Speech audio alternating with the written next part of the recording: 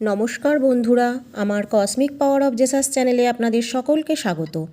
বন্ধুরা, আজকের ভিডিওটি হলো এই বিষয় নিয়ে যে যদি আপনি ব্রহ্ম মুহূর্তে উঠে এই শক্তিশালী 3টি শব্দের উচ্চারণ করেন তবে আপনার জীবনে অত্যন্ত চমৎকারী প্রভাব দেখতে পাবেন। আপনারা হয়তো জেনে থাকবেন যে ভোর 3:30 থেকে 5:30 পর্যন্ত সময়কালটি খুবই গুরুত্বপূর্ণ সময়, কারণ এটিকে ব্রহ্ম মুহূর্ত বলা হয়। সেটি আপনারা অনেকেই জানেন, বা যারা জানেন না তারা আমার আজকের ভিডিওটির মাধ্যমে জানতে পারবেন। কাজেই এই বিশেষ সময়কে কখনোই আমাদের ঘুমিয়ে নষ্ট করা উচিত নয়। হ্যাঁ বন্ধুরা, যারাই এই সময়ের সঠিক ব্যবহার করেছেন তারা অবশ্যই জীবনে কিছু ভালো ফল লাভ করেছেন। তাই চলুন ইউনিভার্সের আশীর্বাদ নিয়ে আজকের বার্তাটি শুরু করা যাক। বন্ধুরা, নিয়মিত ভোরবেলা ঘুম থেকে উঠে এই শক্তিশালী 3টি শব্দের উচ্চারণ আপনার জীবনকে অসাধারণভাবে সাফল্যমণ্ডিত করে তুলবে। এখন হয় আপনি ভাববেন যে ব্রহ্ম মুহূর্তে এমন কি বিশেষ ঘটনা ঘটে। আসলে এই সময়টি হলো সেই সময় যখন আপনি ইউনিভার্স, ঈশ্বর বা পরমাত্মার সাথে সরাসরি সংযুক্ত হতে পারেন। তখন ব্রহ্মাণ্ডের সমস্ত মহান শক্তিগুলি আপনার জন্য সক্রিয় থাকে। এই কারণেই আমাদের আধ্যাত্মিক বিকাশের জন্য, আমাদের ইচ্ছা পূরণের জন্য ভোর 3:30 থেকে 5:30 পর্যন্ত সময়কালটি খুবই গুরুত্বপূর্ণ হয়ে থাকে। যারা জীবনে সফল হয়েছেন তারা এই সময়ের সঠিক ব্যবহার করেছেন, তাই এই সময়টিকে অবশ্যই কাজে লাগান। অন্যথায় আপনি জীবনে অনেক কিছুই হারিয়ে ফেলবেন। তাহলে এখন হয়তো আপনি ভাবছেন, তাহলে এই সময় কি করা উচিত? বন্ধুরা, সেটাই আমি এখন এই ভিডিওতে জানাবো। বন্ধুরা, প্রথমে আপনাকে নিয়মিত ব্রহ্ম মুহূর্তে ঘুম থেকে উঠতে হবে। তারপর 3টি শক্তিশালী শব্দের জপ করতে হবে এবং আপনার দৈনন্দিন জীবনে কয়েকটি ছোট ছোট পরিবর্তন আনতে হবে। ব্রহ্ম মুহূর্তের সময় মনে করা হয় যে মা সরস্বতী তখন আপনার জিহ্বায় বিরাজ করেন, তাই সেই সময়টি অত্যন্ত মূল্যবান ও কার্যকরী। আর খুবই নির্দিষ্ট হয় বলে এই সময়টি হলো, নির্দিষ্টভাবে যদি বলতে চাই তাহলে এই সময়টা ঠিক 3:30 থেকে 3:50 মধ্যে আপনি যা কিছুই বলবেন তা আপনার জীবনের জন্য অত্যন্ত গুরুত্বপূর্ণ। মা সরস্বতী তখন আপনার জিহ্বায় বিরাজ করেন বলে তাই আপনার জীবনের সেই কথাগুলো দ্রুত ফলপ্রসূ হয়। কাজেই আমরা এখন সেই শব্দগুলোর কথা বলবো যা এই সময় আমাদেরকে অবশ্যই বলতে হবে। কি সেই শক্তিশালী শব্দগুলি যা আপনার জীবনকে নিশ্চিতভাবে পরিবর্তন করতে পারে? আমরা এখন সেটাই জানব।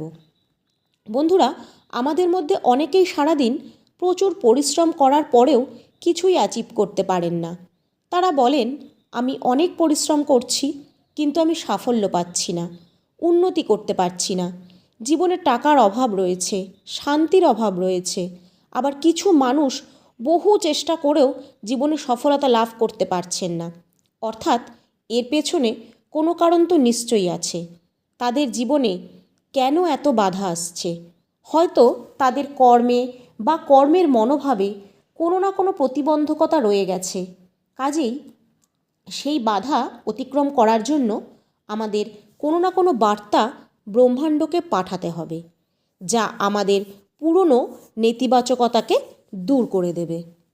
এখন প্রশ্ন হলো, তাহলে আমাদের কি এমন করা উচিত যা আমাদের মনকে পরিবর্তন করবে এবং ব্রহ্মাণ্ডের সাথে যুক্ত করবে, ব্রহ্মাণ্ডের শক্তির সাথে আমাদেরকে আন্তরিকভাবে জড়িয়ে দেবে?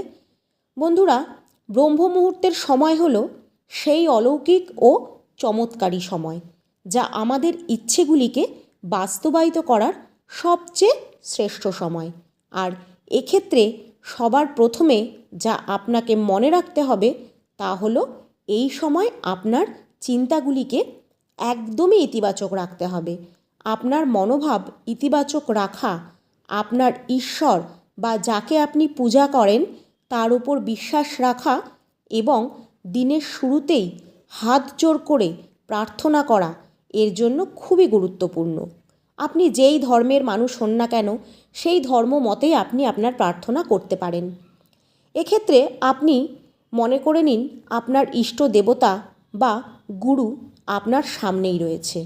তাদের চরণে প্রণাম করুন এবং বলুন, হে প্রভু, আপনি আমার প্রণাম গ্রহণ করুন এবং আমার পূর্বের সকল ভুলের জন্য আমাকে ক্ষমা করুন। হ্যাঁ বন্ধুরা, প্রথমেই আপনাকে আপনার ভুলের জন্য ক্ষমা চাইতে হবে। বলতে হবে, হে ঈশ্বর বা আল্লাহ, আমাকে ক্ষমা করুন এবং আমার জীবনে সঠিক পথ প্রদর্শন করুন। এরপর আপনাকে হাত জোড় করে প্রার্থনা করতে হবে, হে প্রভু, আমার প্রতি কৃপা করুন, আমার প্রতি কৃপা দৃষ্টি রাখুন এবং আমার পূর্বের সকল ভুলের জন্য আমাকে ক্ষমা করুন। হে প্রভু, এখন আমার প্রার্থনা গ্রহণ করুন। এরপর আপনাকে 3টি শক্তিশালী শব্দ বলতে হবে। সেই 3টি শব্দ হলো, আমি খুবই ভাগ্যবান। আপনার শুনে মনে হবে এটা তো খুবই সাধারণ একটা শব্দ, কিন্তু আপনার কোনো ধারণাই নেই এই সাধারণ কথার ক্ষমতা কিন্তু অসাধারণ। আপনাকে এই 3টি শব্দ বলতেই হবে। তাতে আপনি জীবনে বর্তমানে যে পরিস্থিতিতেই থাকুন না কেন, আপনার সময় যেমনই চলুক না কেন, আপনাকে এটি বলতেই হবে। আমি খুবই ভাগ্যবান বলার মানে আপনি ব্রহ্মাণ্ডকে একটি ইতিবাচক বার্তা দিচ্ছেন যে আপনার ভাগ্যে যদি কোনো নেতিবাচকতা থাকে তবে সেটি এখনই সংশোধিত হোক। আপনি একটি ইতিবাচক বার্তা ব্রহ্মাণ্ডে পাঠাচ্ছেন। এই ইউনিভার্সের উপর দৃঢ় বিশ্বাস নিয়ে বলুন, আমি খুবই ভাগ্যবান। আপনি যতই সমস্যায় থাকুন, আপনার জীবন যতই কঠিন পরিস্থিতির মধ্যে থাকুক, তাও আপনাকে বলতেই হবে, আমি খুবই ভাগ্যবান। আপনি নিজে ভাবুন, যদি আপনার জীবনে কোনো ইষ্টদেব বা আপনার কোনো গুরু থাকেন বা আপনি নিমকরলি বাবাকে বিশ্বাস করেন, তাহলে নিঃসন্দেহে আপনি একজন ভাগ্যবান ব্যক্তি। কারণ মহারাজজি নিজেই বলেছেন, তুমি আমার কাছে আসোনি, বরং আমি নিজে তোমার কাছে এসেছি। তুমি আমার সাথে যুক্ত হওনি, বরং আমি তোমার সাথে যুক্ত হয়েছি। মহারাজজি আমাদের আরও বলেছেন, আমি যার হাত একবার ধরেছি তার হাত কখনোই ছাড়ি না। সুতরাং যদি আপনার হাত আপনার ঈশ্বর, আপনার আল্লাহ বা আপনার জেসাস স্বয়ং নিমকরলি বাবা ধরে থাকেন, তবে আপনি অবশ্যই ভাগ্যবান। আপনার সময় যতই খারাপ হোক, যতই প্রতিকূল পরিস্থিতি আপনার জীবনে আসুক না কেন, আপনি এটা মনে রাখবেন যে যে সমস্যাগুলো আমাদের জীবনে আসে তা এই জগতের সকলের ক্ষেত্রেই আসে। প্রতিটি মানুষকেই কখনো না কখনো কঠিন সময়ের মধ্যে দিয়ে যেতে হয়। পৃথিবীতে এমন কোনো মানুষ নেই যাদের জীবনে কোনো সমস্যা নেই, আর এমন কোনো সমস্যাও নেই যার কোনো সমাধান নেই। সমস্যা যেমন আছে, ঠিক তেমন তার সমাধানও আছে। এবং আমরা ব্রহ্মাণ্ডের কাছে এইটুকুই প্রার্থনা করছি যে আমাদের সমস্যার সমাধান যেন তিনি করেন এবং আমাদের জন্য যা ভালো তাই নির্ধারণ করে আমাদের তিনি সঠিক পথ দেখান। এই জন্যই ব্রহ্ম মুহূর্তে উঠে 11 বার বলুন, আমি খুবই ভাগ্যবান। আসলে ব্রহ্ম মুহূর্তে এই শব্দগুলো উচ্চারণ করলে ব্রহ্মাণ্ডে এই শব্দগুলির ইতিবাচক শক্তি ছড়িয়ে পড়বে এবং এর প্রভাব এমন হবে যে আপনার ভাগ্যে যা কিছু নেতিবাচক জিনিস আছে তা অবশ্যই ইতিবাচক হতে শুরু করবে। হ্যাঁ বন্ধুরা, এর আগে আপনি আপনার ইষ্ট এবং গুরুকে সাক্ষী রেখে আপনার পুরনো ভুল এবং নেতিবাচক চিন্তাগুলোর জন্য আন্তরিকভাবে ক্ষমা চেয়ে নিন। কারণ তারপরই কিন্তু এই প্রার্থনা আপনার জন্য ফলপ্রসূ হবে। আপনি যদি এই সময় কোনো ইচ্ছাকে ব্রহ্মাণ্ড বা ঈশ্বরের কাছে প্রকাশ করতে চান, তবে সেটাকেও অবশ্যই বলুন। তবে মনে রাখবেন, আপনার ইচ্ছাটি কমপক্ষে 11 বার বলবেন। তবে সাথে এই কথাটি বলতেই হবে যে আমি খুব ভাগ্যবান। চাওয়ার ক্ষেত্রে বলি, কিভাবে চাইবেন? যেমন আমার চাকরি হয়ে গেছে, বা আমি পড়াশোনায় খুব ভালো ফল করেছি। তবে বলার সময় মনে রাখবেন, অনেকগুলো ইচ্ছাকে একসঙ্গে যোগ করবেন না।